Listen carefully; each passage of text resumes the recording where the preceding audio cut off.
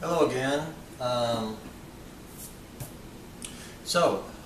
Tuesday is our annual holiday lunch up at work where everybody brings something, and I signed up to bring a dessert. So I thought what I would do is something called Scarlet Empress. That's something I've made before and something I really like. It's a nice holiday dessert because it's really elegant, but it's also sort of light. It's not super heavy like a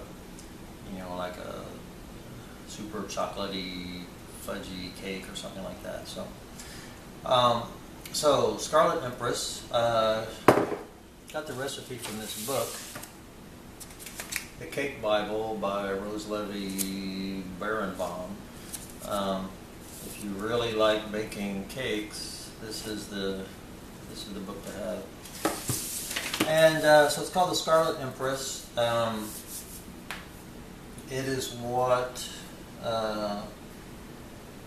is known in France as Charlotte, which in Texas we would call Charlotte. It's basically a dome cake. We're gonna build it in this, so it'll be basically this shape. So if you imagine a planet, Earth, say, where the crust of the Earth is made from a kind of a soft cake, and the mantle is made from delicious Bavarian cream. And then the crust is tectonic plates that are all jamming against each other and oozing with volcanoes and the lava is a raspberry sauce, and that kind of gives you the idea. The cake is what the French would call a biscuit roulade, which in Texas we would call a biscuit roulade, but biscuit roulade.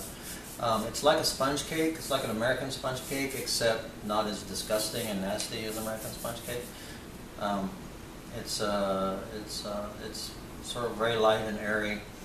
And what we're going to do is we're going to bake a sheet of it. Then we're going to paint it with a raspberry sauce, and then we're going to roll it up so it looks like jelly rolls. And we're going to slice those jelly rolls up. And then we're going to take those and put them inside this pan to form the shell. And then we'll make this Bavarian cream that we'll pour inside. And then we'll let that cool and set, and then we'll invert it, and we'll have this fabulous Scarlet Empress. So, a couple of things. First of all, you can see I have my Hank the Baker apron on. One of my neighbors across the street made this for me. She does a lot of embroidery. She has this very fancy computerized embroidery machine, and she made this for me a few years ago. I think it just goes to show the quality of our neighbors and why I like living here so much. The other thing is I have a little bit of a limp. I seem to have messed up my ankle foolishly jogging on a concrete sidewalk, so I'll be limping around, but that's okay. So step one, we need a baking sheet 12 by 17 inches, and what we're going to do is grease this. I usually use butter just because I don't really like to use things like Crisco, which are hydrogenated oils, and don't happen to have any high quality lard around, so butter it is.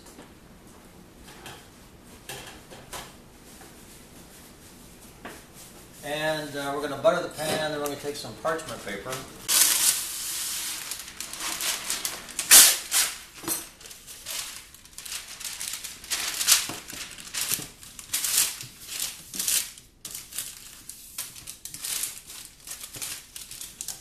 I'm going to put parchment paper into the buttered pan, and then we're going to grease the parchment paper.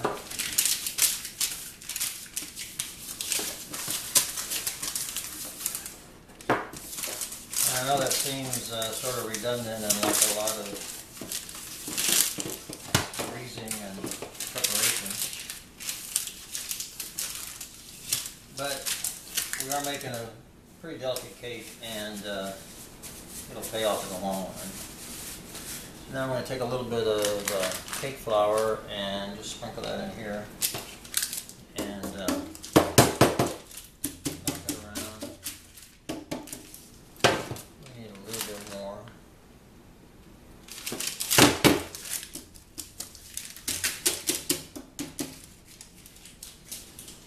And this will make our biscuit roulade come off the paper nice and easily. I'm going to set this over here.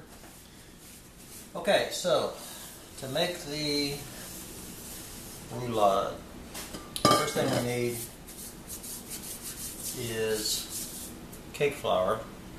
I have Swan's Down cake flour. Cake flour really is different than regular flour, and if you're serious about making cakes, you really need to use real cake flour. And we're going to take 1/3 cup of flour. We want to sift it, so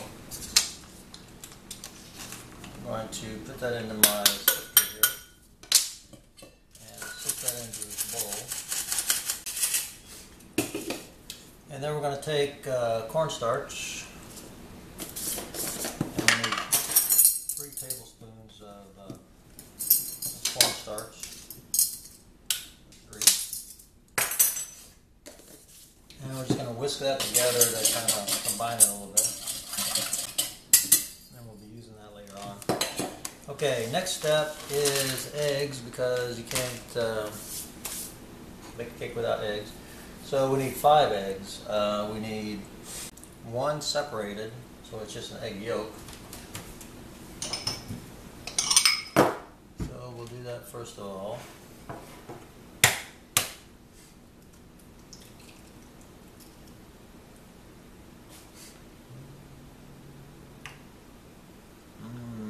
Egg yolk.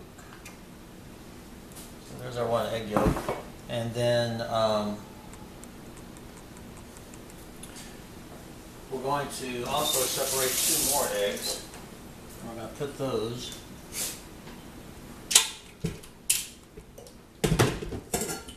into this mixing bowl and into this mixing bowl.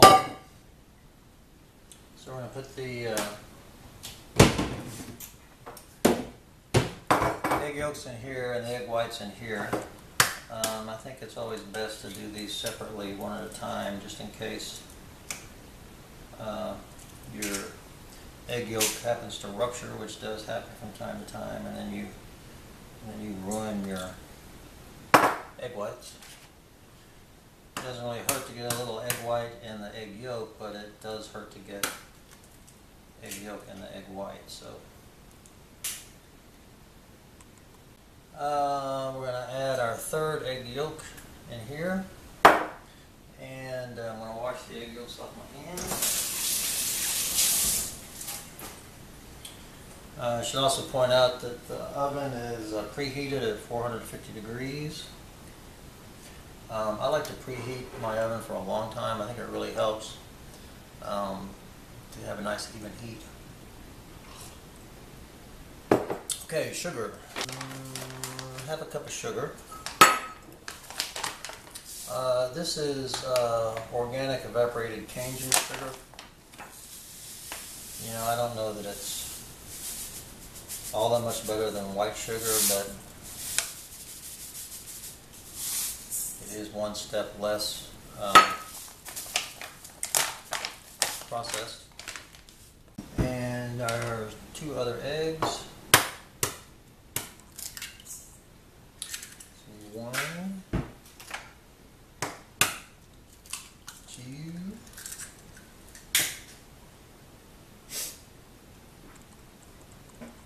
and let's let's see, then we're going to beat it on high speed 5 minutes until thick, fluffy, and triple in volume.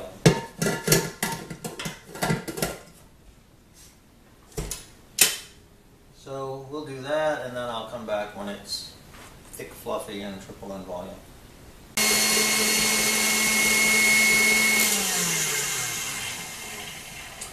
Okay, that's been 5 minutes on high. This is a step you really don't want to skip on. The cake relies a whole lot on the fluffiness of this egg yolk mixture, and you can see it's turned very light. It was originally yellow, obviously, from the eggs. It's turned very light, and it's very foamy and fluffy. So that's a good thing. One thing you may have noticed is we're not using any butter in this cake. Biscuit roulade is very light. It's lighter than a traditional French genoise. And also because it's we're going to roll it out flat. It's going to be flat and thin and then rolled up. It's not going to be a big tall cake. It doesn't need as much structural rigidity as an ordinary cake. So we can get by without the butter, and we can get by using relatively less flour and then fluffy eggs to hold it all together with the fluffy egg yolks. One thing you do need, though, when you make this sort of very light cake, is you need to cook it at a very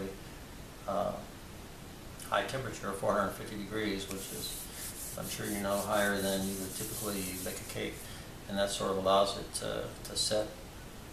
Okay, so we're going to add our vanilla. Not much, 1/4 teaspoon, and then we're just going to beat that in.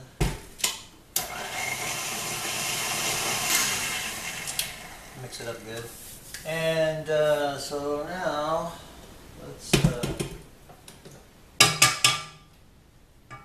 take this guy off. And half the flour.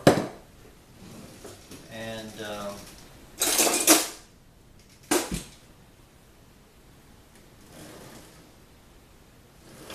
damn it.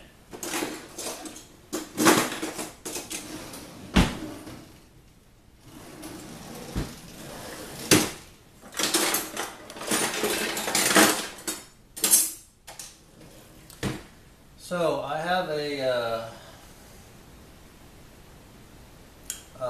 writing on my kitchen wall. You can't see it in this picture, but it's Italian. It says "Stronzo fuori dalla mia cucina," which means "Bitch, stay out of my kitchen." And the reason for that is when people come into my kitchen, then I can't find things. So I'm going to try. I need to find my tea strainer. Let me find it. Found it. Okay. So,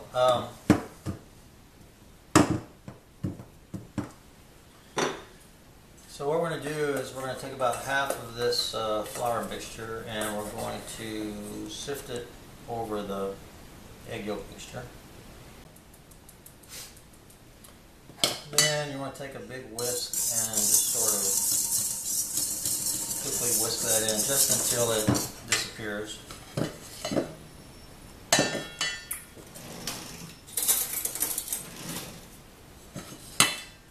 Same thing with the remainder.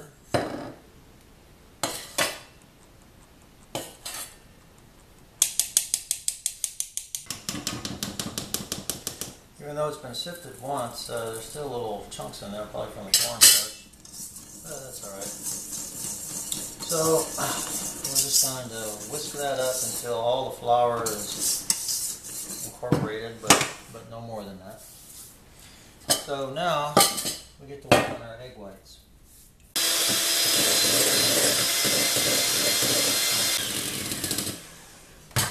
So, well, you can see that it's just a little bit of damn it.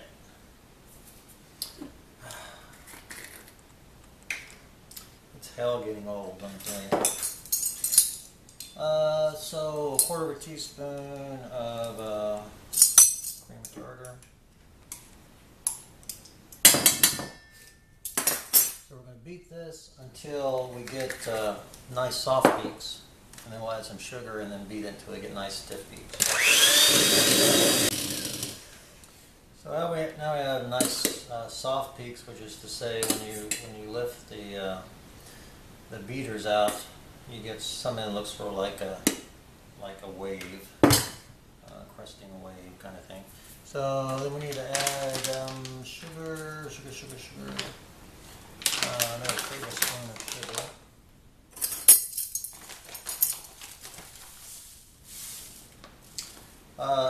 You know, when you're baking, some measurements are critical, particularly things like flour and sugar when you're making a batter.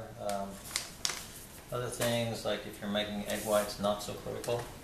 But now we're going to beat this until we get stiff peaks.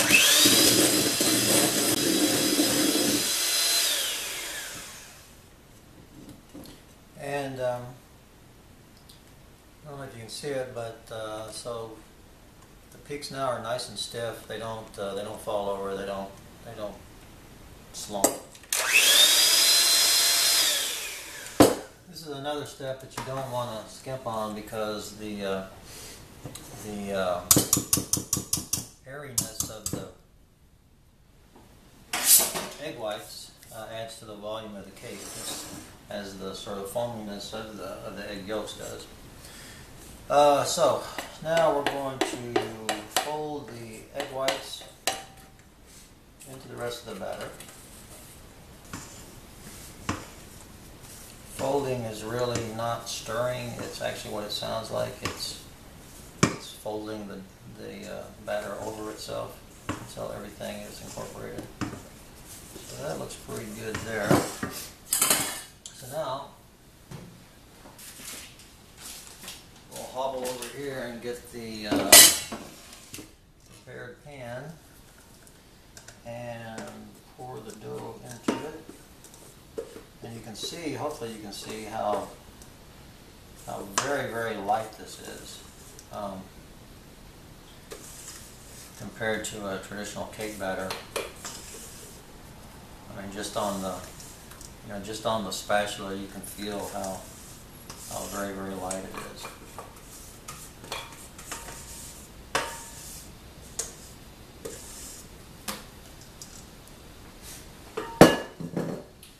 Then we're going to take our offset cake spatula gizmo and just spread this out nice and evenly. I know it may seem like I have a lot of kitchen gadgetry, but I really don't. I mean, compared to all the things that you could own.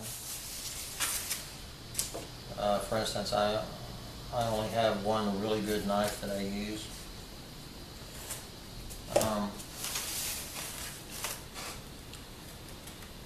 One really good set of bowls, and so forth. But this is a tool that's well worth having if you decorate cakes at all. Because it's offset, it just allows you to do things that you can't do with a normal knife or spatula. It's also very handy if you make cheese for cutting the curds. So that's a good thing. Okay, so into the oven with you for I think 7 minutes.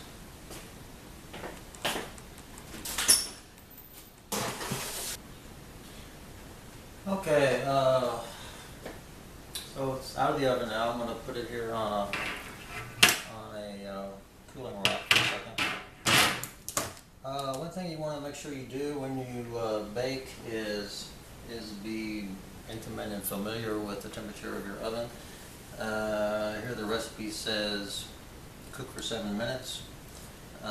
This is clearly done after about 5.5 minutes, because my oven runs a little bit hot. I've got another experiment going on right now involving crock pots and coddled eggs. And so I have 3 identical crock pots, and I was measuring the temperatures of them at the warm and low and high settings. And the low setting on one is higher than the high setting on another, so don't necessarily believe everything you hear. So anyway, I'm going to sort of loosen this. Actually, it doesn't need to be loosened. It's nice and loosey as it is. So I'm going to take some powdered sugar and just mix and just sift this over the top of the cake. And this is really just sort of as a separating agent. You can think of it, you know, if you've ever done ceramics, for instance, or you're cooking things in a kiln, you might want to put a separating agent just to make it easier to come apart.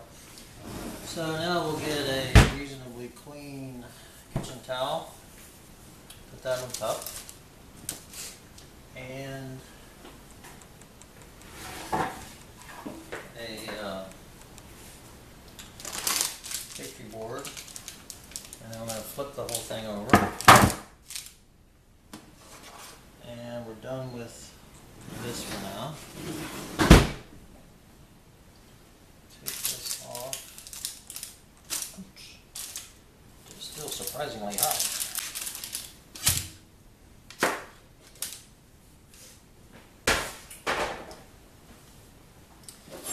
Then we will remove our buttered parchment paper.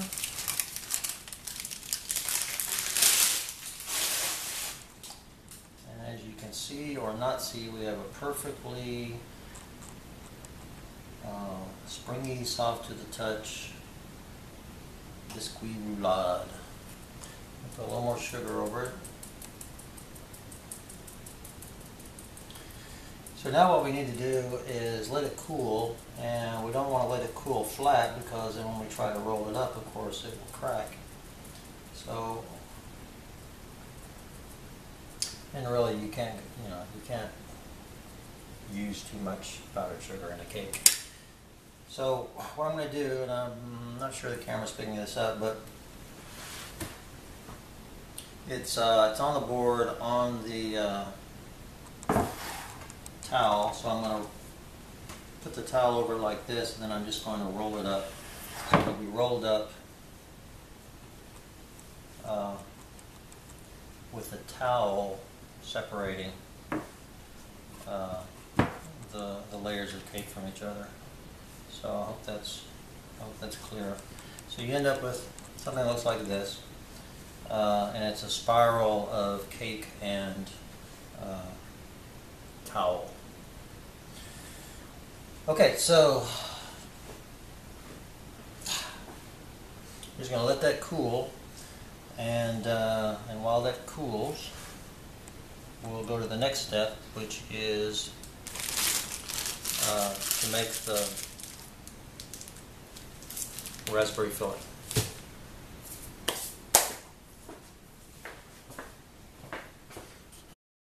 Okay, so to make the raspberry filling, we go down to Arlen's Market and buy a jar of Arlen's Market raspberry preserves. The reason I like these is because there's nothing in them but raspberry, sugar, pectin, and citric acid. They don't use high fructose corn syrup. Now, obviously, you can make your own if you're so inclined. You know, this is one of those things that I don't think anybody could tell the difference between homemade and, you know, and a good quality jam like this. So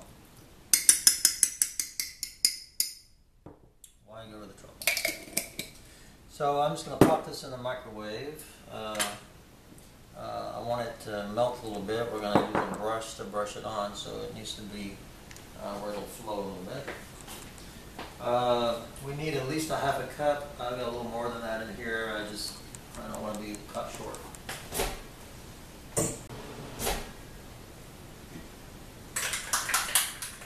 Ouch. Yes, that's surprisingly hot. Okay, so now what we're going to do is take a piece of plastic wrap. I use press and seal. It's the only one that actually works, in my opinion. Oh, shit, that's hot. And we're going to put this down. Actually, I think I'll get a couple. Make sure I've got enough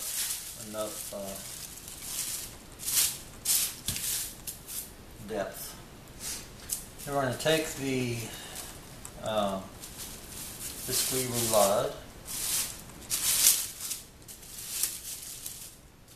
and we're going to unroll it onto this plastic.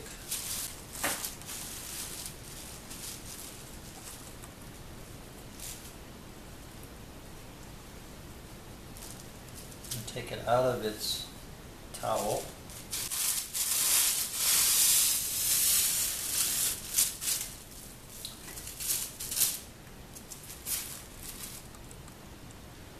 Put it on the plastic and unroll it ever so gently. I got a blister now on my thumb. Then I'm going to take, I said, a half a cup of this scaldingly hot raspberry preserves that I have now. And then with a pastry brush, just brush that out nice and even. And actually that looks a little shy, so I'll go ahead and add the rest. Now some of this, when we roll this up, some of this will ooze out. And that's okay. I'd rather have too much than too little. And I just remembered I made a horrible mistake. Well, not horrible, but we don't need the entire thing rolled up as a roll to make our jelly rolls, and we need a piece that will go on the bottom of the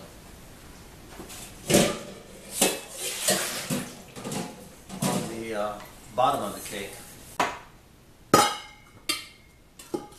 I think this is probably about the right size. So I'm going to put this down here in the corner. And I'm going to cut this off.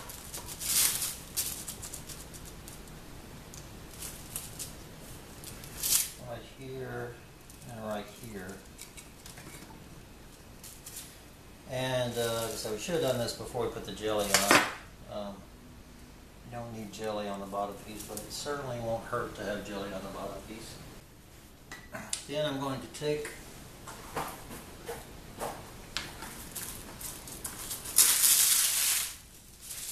more of my plastic wrap, and I'm just going to lift up this piece here and seal it in plastic so that it stays nice and fresh and moist and doesn't dry out. Now I have this little piece left, and I'm just going to sort of lay it right here. It may serve some purpose yet for us. Okay, so now we've got the roulade all covered with raspberry preserves, and we're just going to roll it back up. You want to roll it pretty tight.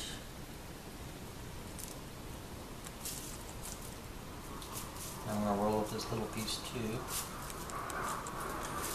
What we're going for is this sort of effect. Basically, we want a jelly roll. So We're going to roll it up, and then we're going to wrap it tightly in this plastic wrap.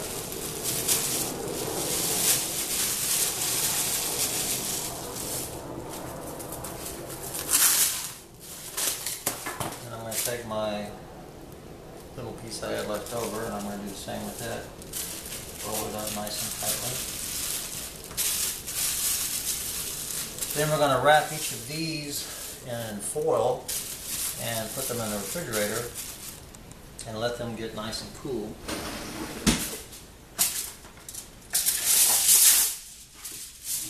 And while they cool off, we'll go to the next step, which is to make the Bavarian cream.